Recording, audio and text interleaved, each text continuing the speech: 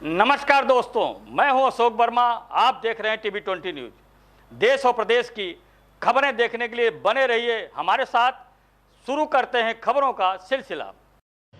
आजमगढ़ के लक्षीरामपुर में स्थित मां कौशल्या स्कूल ऑफ नर्सिंग का शपथ ग्रहण समारोह आयोजित हुआ, जिसके मुख्य अतिथि आजमगढ़ जोन के पुलिस उप महानिरीक्षक सुभाष चंद्र दुबे रहे। इस कार्यक्रम में बीएससी नर्सिंग, जेएनएम, एएनएम की फर्स्ट ईयर की 130 छात्र छात्राओं को शपथ दिलाया गया। कार्यक्रम की शुरुआत में मां सरस्वती के चित्र पर दीप प्रज्वलन कर हरिहरपुर घराने के मोहन मिश्रा, शीतला त्रिपाठी व छात्राओं द्वारा गीत संगीत का भी कार्यक्रम किया गया। कार्यक्रम में भारी संख्या में छात्र छात्राओं के साथ ही कार्यक्रम में मुख्य रूप से जिला प्रचारक Amrish Kumar, GD global school के प्रबंधक गौरव अग्रवाल, टीवी 20 न्यूज के प्रधान संपादक अशोक वर्मा, अधिवक्ता रंजीत सिंह सहित शहर के सामाजिक व संभ्रांतजन शामिल थे। डॉक्टर अर्चना मैंसी द्वारा छात्र छात्राओं को शपथ दिलाया गया। वही कॉलेज के फाउंडर, मैनेजर व डायरेक्टर डॉक्टर आरबी त्रिपाठी व संस्था के चेयरमैन मनीष त्रिपाठी व प्रिंसिपल द्वारा सभी सम्मानित अतिथियों का स्वागत किया गया। मुख्य अतिथि डीआईजी सुभाष चंद्र द्वारा छात्राओं को मानव सेवा के बारे में विस्तार से बताया गया। अपने संबोधन में क्या कुछ कहा सुभाष चंद्र दुबे ने, आपको सुनवाते हैं।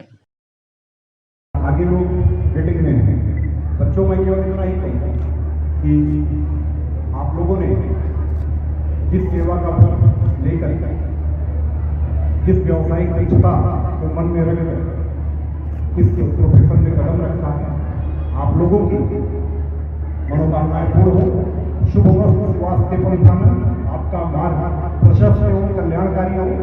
आप निरंतर राष्ट्र सेवा, समाज सेवा, मानवता की सेवा के लिए पूर्ण समर्पण भाव के साथ अहर्निश अपने गंतव्य पथ पर अग्रसर होते रहे।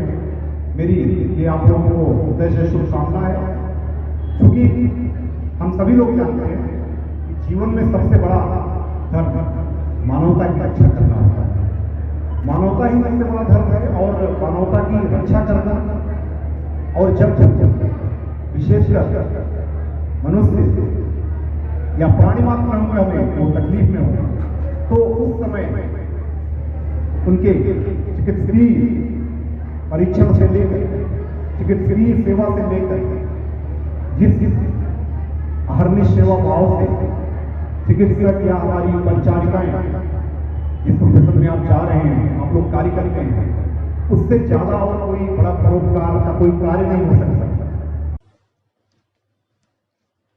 वही कॉलेज के फाउंडर, मैनेजर व डायरेक्टर डॉक्टर आरबी त्रिपाठी ने सभी आगंतुक जनों का आभार व्यक्त करते हुए छात्र छात्राओं के उज्जवल भविष्य की कामना की और कहा कि प्रत्येक वर्ष यह कार्यक्रम आयोजित किया जाता है। क्या कुछ कहा संस्था के फाउंडर, मैनेजर, डायरेक्टर व पूर्वांचल के जाने माने ortho surgeon doctor RB Tripathi, आपको सुनवाते हैं। बोलिए। आज 25 मार्च को मां कौशल्या स्कूल ऑफ नर्सिंग के प्रांगण में आज एएनएम, जीएनएम और बीएससी नर्सिंग के प्रथम वर्ष के छात्र बच्चे और बच्चियों का एक इनके जीवन के लिए बहुत महत्वपूर्ण कार्यक्रम होता है। मैं आज के इस अवसर पर सभी प्यारे बच्चों बच्चियों की सफलता की कामना करता हूँ और उनको आशीर्वाद देता हूँ, और साथ ही मैं अशोक भाई को धन्यवाद देता हूँ। तो हमें इस अवसर पे यहाँ उपस्थित होकर के बच्चों के हौसलों की अफजाई की, इसलिए उनको बहुत बहुत धन्यवाद। भारतीय लोक परंपरा को जिंदा रखने हेतु लोकनाट्य बिटिया की विदाई के पारंपरिक व संस्कार गीतों का संगीतमय वर्कशॉप अरविंद चित्रांश के संयोजन और अमित ओझा के निर्देशन में गायक तुषार सिंह और ढोलक वादक विशाल के साथ लगभग सैकड़ों बच्चों द्वारा चलाया गया। बेटियां ईश्वर की कड़ी व खूबसूरत कृति है, जिसके बिना सृष्टि की कल्पना ही नहीं की जा सकती। इसी बात को दर्शाते हुए अरविंद चित्रांश द्वारा लिखित पारंपरिक संस्कार गीतों पर आधारित लोकनाट्य बिटिया की विदाई के माड़व गीत कुछ इस तरह से है। हरि हरि बाबा बसवा कटैहा, ऊंचे ऊंचे मड़वा छवाई होना, तेही भीतर बाबा बसवा धरैहा, मानिक कदियना जराई होना। भारतीय लोकरंग में जो महत्व है वह दुनिया के किसी कोने में नहीं मिलता। लुप्त प्राय लोकगीत, संस्कार व मांगलिक गीत जो दादी, नानी और माँ के पास ही सुरक्षित है, जिसे आज की पीढ़ी इस तरह से पारंपरिक संस्कार गीत, लोकगीत को बाजारवाद के कारण भूलती जा रही है। इसको बेटियों के साथ आम जनमानस के अंदर फिर से जागृत करने की आवश्यकता है। इसी कड़ी में लेखक, निर्देशक और लोक कला संरक्षक अरविंद चित्रांश ने प्रचार प्रसार के लिए कमर कसते हुए जगह जगह संगीतमय वर्कशॉप लगाकर बच्चों को इसके महत्व को बताने की शुरुआत करते हुए निःशुल्क पुस्तक का वितरण किए। अमित संगीत महाविद्यालय और अंतर्राष्ट्रीय भोजपुरी संगम भारत के संयुक्त तत्वावधान में पारंपरिक लोक संस्कार गीतों पर सैकड़ों बच्चों के साथ संगीतमय वर्कशॉप का निर्देशन अमित ओझा और संयोजन अरविंद चित्रांश, गायक तुषार सिंह और ढोलक पर विशाल द्वारा सैकड़ों बच्चों का अद्भुत संगीतमय संयोजन देखने और सुनने को मिला। आने वाला समय में इस तरह के पारंपरिक लोकगीतों का संगीतमय वर्कशॉप और प्रदर्शन के आम जनमानस के साथ बेटियों के अंदर संस्कार, सभ्यता और संस्कृति का वास होगा, जिससे बेटियां अपने हिस्से के सम्मान के हकदार होंगी। Bureau report, TV20 news, Azamgarh. Sanjay Kumar Pande को अंतर्राष्ट्रीय मानवाधिकार न्याय सुरक्षा परिषद इकाई में प्रदेश संरक्षक पर मनोनीत किया गया है। ये मनोनयन DP सिंह चौहान, राष्ट्रीय अध्यक्ष, अंतर्राष्ट्रीय मानवाधिकार न्याय सुरक्षा परिषद द्वारा किया गया है। राष्ट्रीय अध्यक्ष ने संजय पांडे को दिए गए मनोनयन पत्र पर बधाई देते हुए कहा है कि मुझे आशा ही नहीं, पूर्ण विश्वास भी है कि संगठन को आपके द्वारा पूरे उत्तर प्रदेश में विस्तार करके पदाधिकारियों की सूची राष्ट्रीय कार्यालय को जल्द से जल्द उपलब्ध कराएंगे। राष्ट्रीय अध्यक्ष ने संजय कुमार पांडे के उज्जवल भविष्य की कामना करते हुए बहुत बहुत बधाई दी है। पूर्वांचल के प्रसिद्ध गायक राजेश रंजन ने संजय पांडे को बधाई देते हुए क्या कुछ कहा, आपको सुनवाते हैं। अपने परम आदरणीय श्री संजय पांडे जी को अंतर्राष्ट्रीय मानवाधिकार का प्रदेश संरक्षक बनाए जाने को हम अपने आजमगढ़ कलाकार एसोसिएशन उत्तर प्रदेश सरकार की तरफ से समस्त कलाकारों की तरफ से बधाई देते हुए हम चाहेंगे कि हमारे परम आदरणीय श्री संजय पांडे जी 2 शब्द आशीर्वाद देकर के हम सभी को आशीर्वाद दें। परम आदरणीय श्री संजय पांडे को धन्यवाद।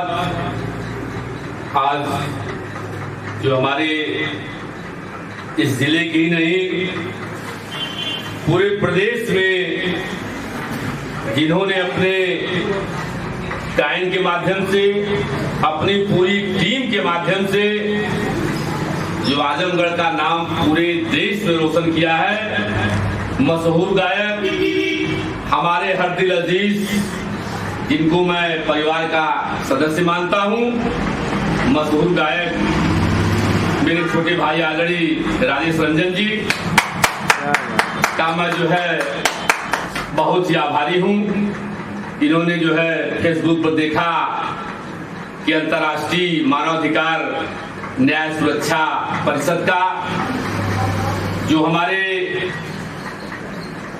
पूरे देश में जो है जिनकी एक पहचान है, बहुमुखी प्रतिभा के धनी अंतर्राष्ट्रीय मानवाधिकार न्याय सुरक्षा परिषद के राष्ट्रीय अध्यक्ष, आइडियल जर्नलिस्ट एसोसिएशन के प्रांतीय अध्यक्ष, वरिष्ठ अधिवक्ता आदरणीय DP सिंह चौहान के द्वारा जो मुझे प्रदेश का नरेगा तकनीक सहायक वेलफेयर एसोसिएशन उत्तर प्रदेश की शाखा आजमगढ़ द्वारा जिलाधिकारी के माध्यम से मुख्यमंत्री उत्तर प्रदेश सरकार को ज्ञापन भेजा गया। जिला महामंत्री राम अवध यादव ने कहा कि मनरेगा योजना में कार्यरत तकनीकी सहायकों को जैम पोर्टल के अंतर्गत सेवा प्रदाता के माध्यम से की जाने वाली नियुक्तियों करने को रोके जाने की मांग की है। उन्होंने कहा कि वर्तमान में कार्यरत हम तकनीकी सहायकों का चयन ग्राम विकास विभाग द्वारा निर्धारित पदों के सापेक्ष विज्ञप्ति के माध्यम से जिला चयन कमेटी द्वारा किया गया है और हम तकनीकी सहायक लगभग 12 वर्षों से निरंतर कार्यरत हैं। ऐसी स्थिति में तकनीकी सहायकों को जैम पोर्टल से जुड़ना विधि विरुद्ध एवं न्यायहित की विपरीत है। अब सुनाते हैं कि राम अवध यादव ने मीडिया से बातचीत में क्या कुछ कहा।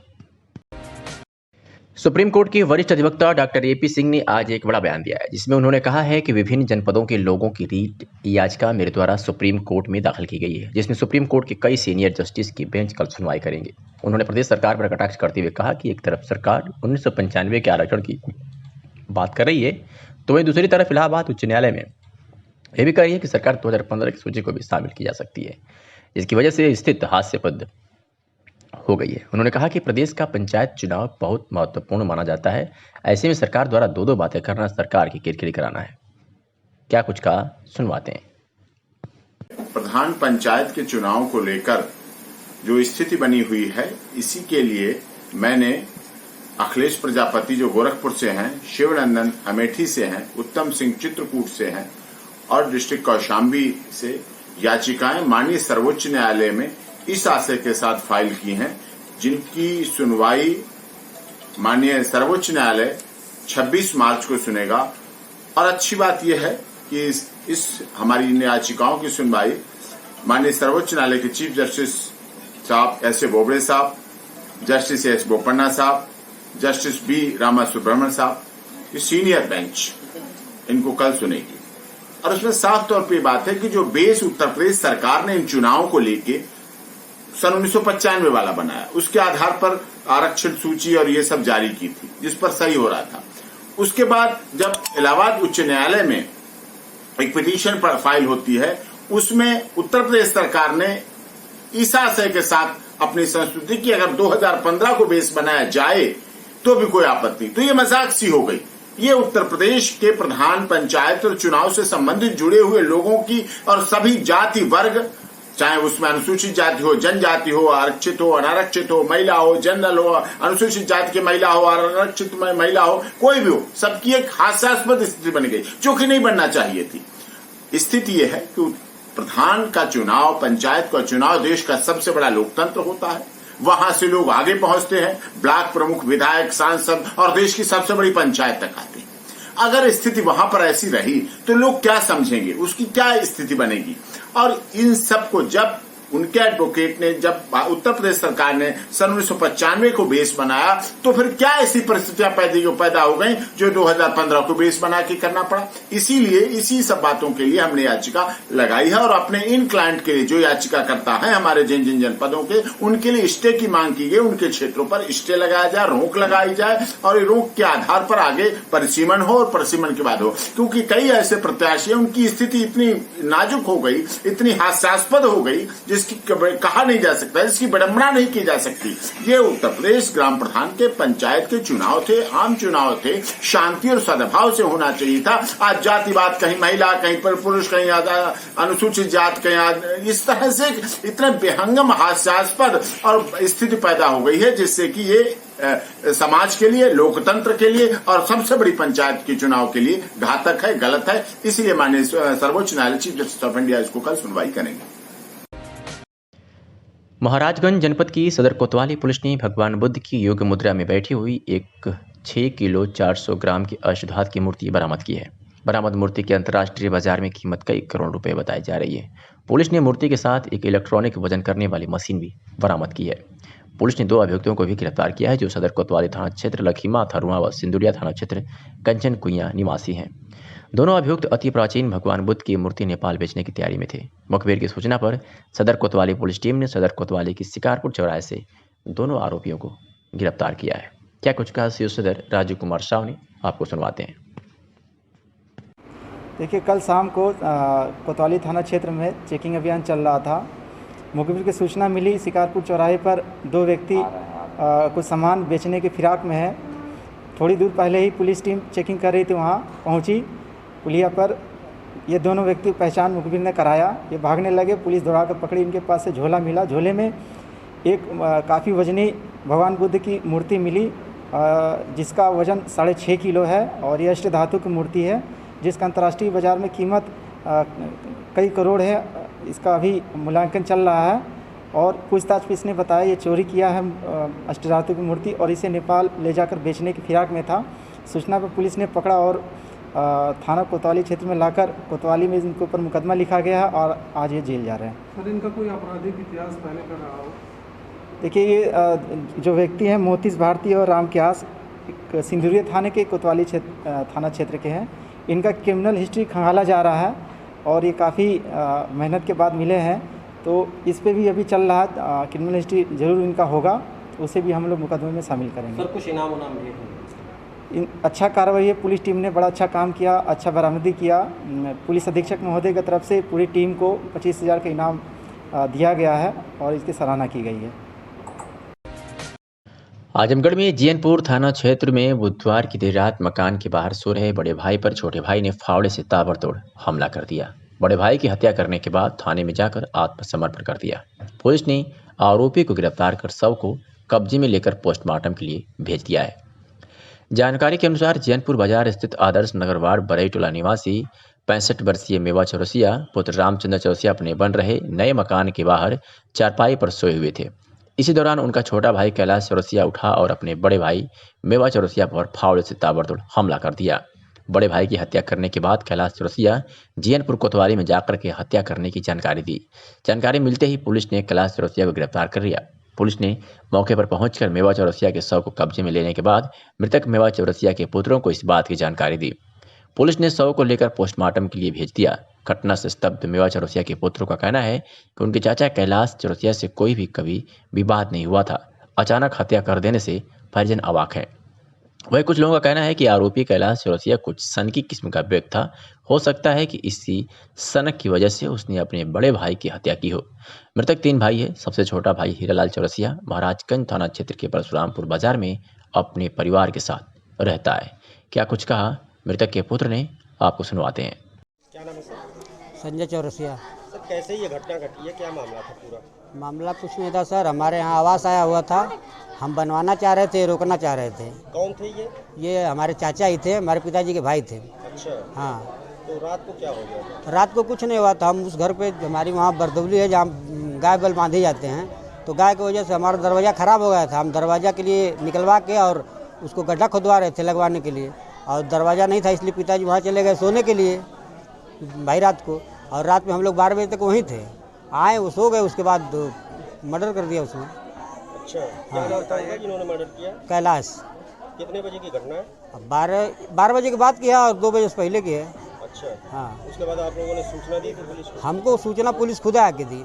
अच्छा। नहीं पूरा बयान दीजिए कि वो मार के थाने पे गए, इसके बाद जो है पुलिस आई, लाश ले गई और थाने पे जाने के बाद हमको बुलाया। हाँ बताइए पूरा प्रकरण क्या था? वो आई, वो मारा, उसके बाद पुलिस आई, लेके गई, उठा ले गई। फिर हमको यहाँ 2 बजे आके हमको जगाई, मोटरसाइकिल से लेके गई।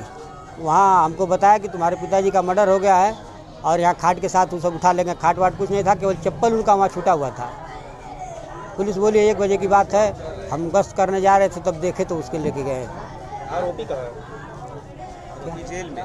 आरोपी बोल रहे हमारे गिरफ्त में है। पुलिस के गिरफ्त? जी बोल तो रहे, पुलिस हमारे पास है, हम देखे नहीं है कहाँ है।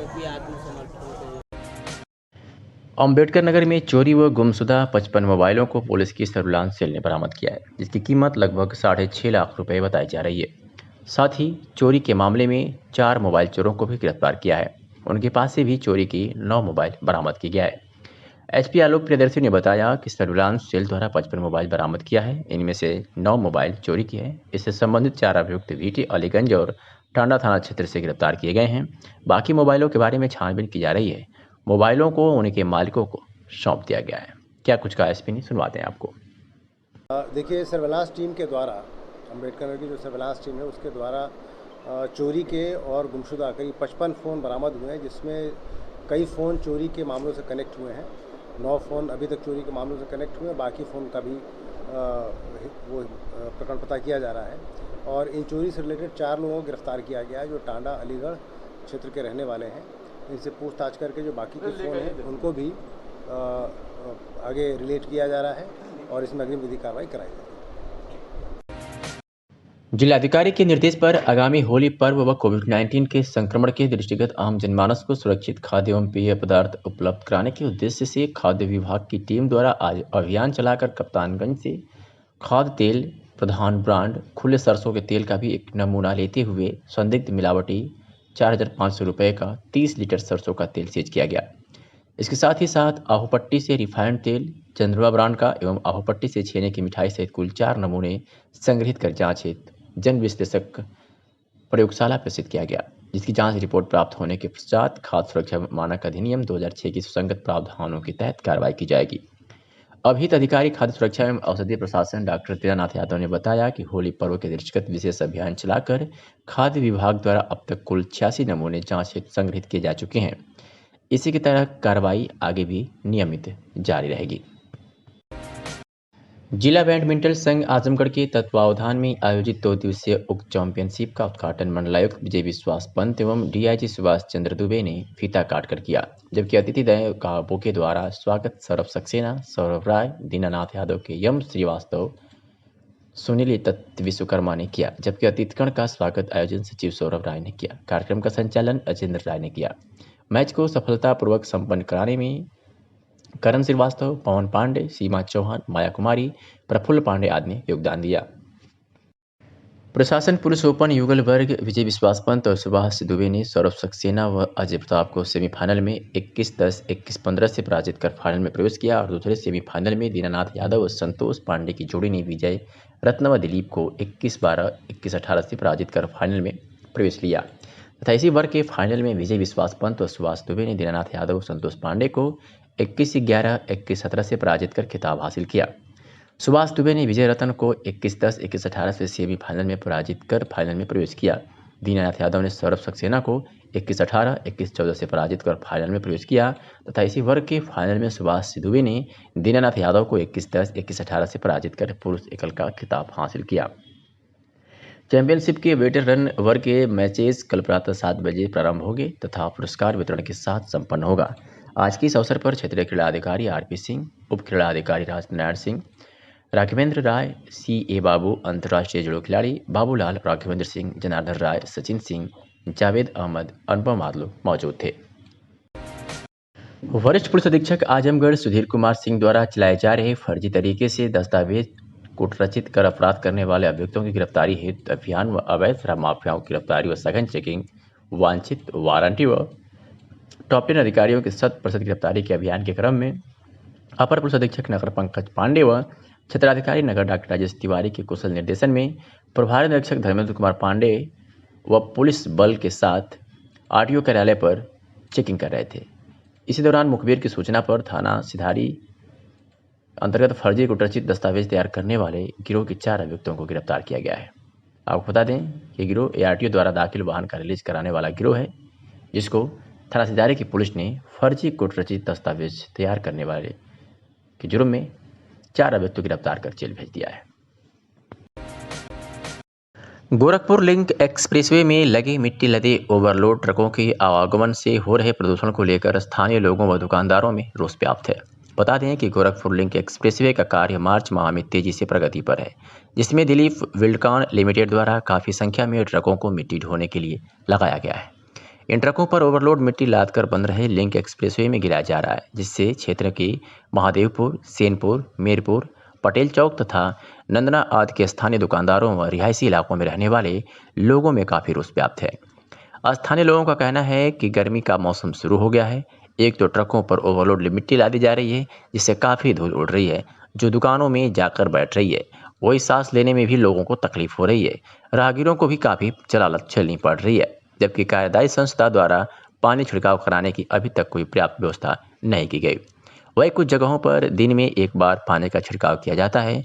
लोगों का कहना है कि जब दिन रात कार्य में लगी ट्रकें गुजर रही हैं, तो स्थानीय दुकानदारों को धूल का सामना करना पड़ रहा है।